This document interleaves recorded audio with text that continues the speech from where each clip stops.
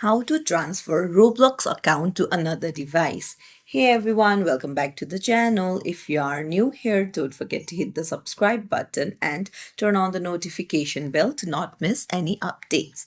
So in this video, I'm going to show you how you can easily transfer your Roblox account to another device. Let's dive right in.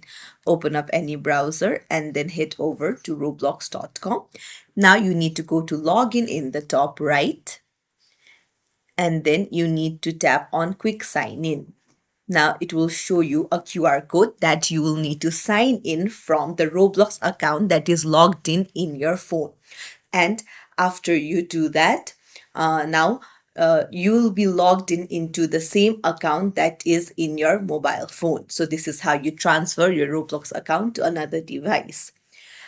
Or if you don't want to scan the QR code, then you can see the option 2 that shows you a 6 letter code. You need to open up a Roblox app and go to the more page, and then you need to go to quick sign in to enter your code.